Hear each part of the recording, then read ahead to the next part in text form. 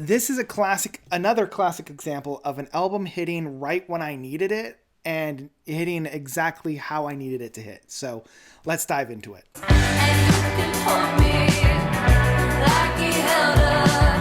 Prelude to Ecstasy by The Last Dinner Party. So, The Last Dinner Party is a brand new band hitting the scene. They're based out of UK, and they're kind of a conglomeration of like dream pop, synth pop, rock. I don't want to say they're kind of like this melting pot of a lot of different styles that we've been ruminating with for the past 5 to 10 years or so.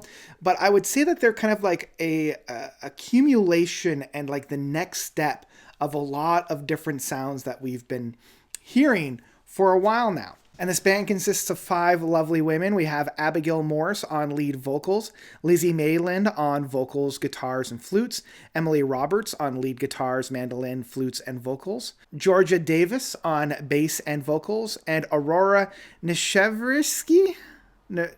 Niservs, I thought I was going to get all the way through without tripping, on keyboards, organs, pianos, synthesizers, and vocals, and then a live member of Rebecca Rayner on drums and percussion. So each of these women are singing at some point. There's a lot of really juicy 5-part harmonies found on this album a number of times, even though Abigail on lead vocals has this stunning and haunting kind of cross-section of a indie pop artist that we would hear from Sia or Lorde, with more of a art pop, dream pop artist like, I mean, obviously Kate Bush, but also I'm thinking of like Lana Del Rey and St. Vincent, and even once in a while like a Spelling in that sense. So this kind of like ethereal dream pop essence to that.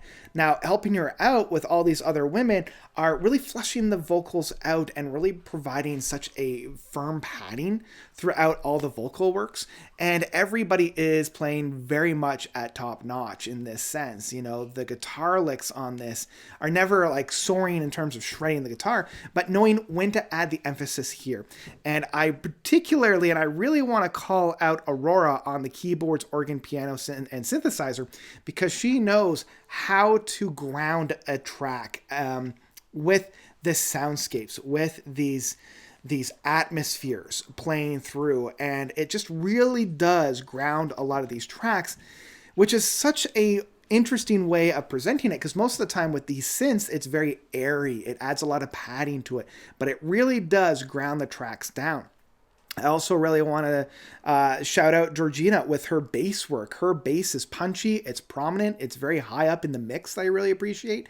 And there's so many moments on here that kind of draw me towards Georgina, and I'm just like, ooh, that was a really interesting bass line that she's providing there. Now, as I mentioned, this is their kind of first album out, and it just swept me off my feet. And even though these women are new to the scene, they're new to the, musical landscape, they have a lot of talent behind them, as well as within the mixing and within the mastering and within the orchestration. Like, the album itself opens up with the title track that it feels almost like a George Martin sound, like a very Beatles-esque kind of soundscape that we get from like the soundtrack to Yellow Submarine, with this overlay of strings, overlays of synths that provides kind of that grounding that we then come into Burn Alive, that has this punch, that has this groove, it has this drive, and it's reminding me of early Arcade Fire in their self-titled EP, as well as Funeral, with this kind of pump up the jam, get and go. Then we come into one of the first like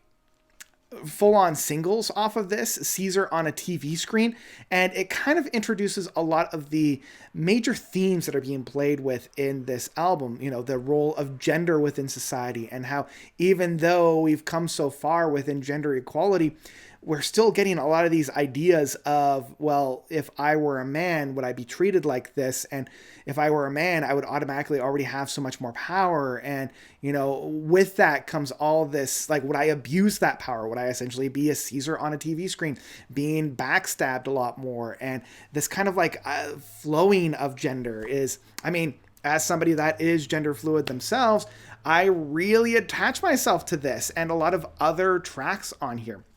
And the music itself, especially on Caesar on a TV screen, it's got that drive. And I love how the chorus work is very soothing. It's very, it kind of like lulls you in this false sense of security that then hits you over the head when you come into the chorus. And it's kind of that backstabbing aspect of it. And it's driven, it's powerful, it's punchy. And I think if I had a gun to my head, I would say that The Feminine Urge might be my favorite track off this album. There are moments on this track that get stuck in my head and I can't get it out. And again, I love that drive. And honestly, it's got this really great climb as well within the chorus work that leads to an extremely satisfying end on here. I also really appreciate the fact that The Feminine Urge flows right into On Your Side. It feels as though these two tracks are literally connected, just using that baton and throwing us forward. And I love, once again, how intimate this track starts off with just a piano and a little bit of vocals kind of bringing us through to the major track itself. And again, these women are so good at the false sense of security. I'm like, oh, I'm safe, I'm secure here. And then they just, once again, hit you once you get into that chorus work. And I'm like, oof, that's great. And the dreamscapes that we've got on these ones, you know, I was really into Always and a lot of that dream pop, but I love what they're doing with a track like Beautiful Boy, the 6th track, of just this very airy, very subtle, and it's allowing the vocal works to really take center stage on this one that I can't help but just gush over. Then we come into kind of like the halfway mark with a little bit of a musical interlude, or I guess, you know, an instrumental interlude at that point. And we come into Sinner, and Sinner is such a powerful punch. We've got that dream pop, that art rock that's going on here. It's very expressionism in that sense. And, you know, it's that feminine kind of just being is a sin. And how do I conduct myself where almost anything I can do is going to be interpreted as either being wrong or against somebody's plan or something like that when I just want to exist. And I love how that is showcased so well within the music. That is then paired very well with the My Lady of Mercy, where again, it's gripping, it's powerful. We have this yearning, this like set me free kind of an aspect to it. This power drive that's found within it, both in the lyrics as well as within the music itself. Second favorite track is Portrait of a Dead Girl. And again, it's that ending climb, that ending payoff, this build up and payoff within the music that I found so satisfying. The last two tracks, Nothing Matters and Mirror, end the album off extremely well. And Nothing Matters, I think, is the big single off of this one. And they couldn't have chosen a better track to really showcase the last dinner parties, kind of like what they have to offer. And I love how Nothing Matters sets the stage once again for a very good storytelling aspect of a la Kate Bush, but also the delivery and the power and how you have the aggression with the desire and the just kind of submitting to the like, I guess, right? It's like, well, this is what we have to do, so that's what we're going to have to do. And the music, again, punchy, powerful, right on point in this very ethereal, very strong, and yet like soothingly bombastic kind of a way. Like a lot of these oxymorons and counterintuitive aspects I really, really appreciate. And the final track of Mirror closes the album off pretty well. If I were to say anything, I would say that this is probably the weaker track. Like, it's very somber, it's very soft, and it just kind of like ends the album off. I can see like they were just trying to, I don't want to say they were trying to fill the runtime, but with all the other tracks hitting so hard and bam, bam, bam, this was the only one that I would be like, I'm not quite sure. But it's still great and I still enjoy it. In terms of like nitpicky things, now this is just my own thing. I'm coming from a progressive rock side of thing. Like I'm coming from a prog background. There are certain times on this album, and I get this a lot whenever I'm coming to more accessible, much more popular and wide-reaching tracks.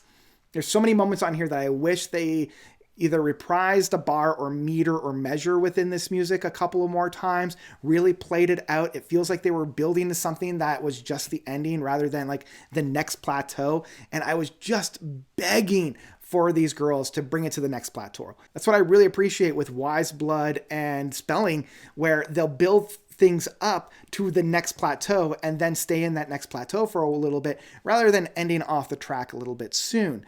And with each of the tracks being anywhere between 4, maybe 5 minutes, I just wish that we got just a little bit more in terms of track lengths. You know, I would have loved to see 1 or 2 of these tracks go into the 6 or 7 minute mark. I know I'm never going to get anything even past the 10-minute mark, and that's just the reality of things. But I mean, if they were to drop a track that was like about 10 or 20 minutes long, they would immediately have album of the year in my mind, because of their knowledge and expertise of song construction, of song compositions, and song orchestrations. They have the chops to be one of the best. So I cannot sing the praise of this album any higher. And it's for that reason that I'll say Prelude to Ecstasy by Last Dinner Party is one that I absolutely love with my whole heart. For debut album, they knocked this one out of the park. This is a note seal of approval. This is a run, don't walk to listen to. This is the kind of album that I will recommend to anybody and everybody. Even though they're nowhere near prog, they do have some proggy elements in their music that I really, really appreciate. And I really, really think they've got something special. I cannot wait to see where they go from here, because I have a feeling they're going to take what they've learned from this one and make something even better for their sophomore album. And I am very excited to see what The Last Dinner Party has in store in the future. So there you go. Those are my thoughts of Prelude to Ecstasy by The Last Dinner Party. What did you guys think about this album? Did you love it? Did you hate it? Whatever you thought, please let me know by commenting down below. It really goes to show how much I enjoy this album, in that it's already been my most played album of this year. Like, I don't think a day has gone by since the release of this album that I haven't listened to it at least once. Most of the time I listen to it 2 or 3 times. So absolutely, absolutely check this one out. So that's my thoughts. Thank you all so much for watching. As always, you guys are definitely the best. And until next time, notes out.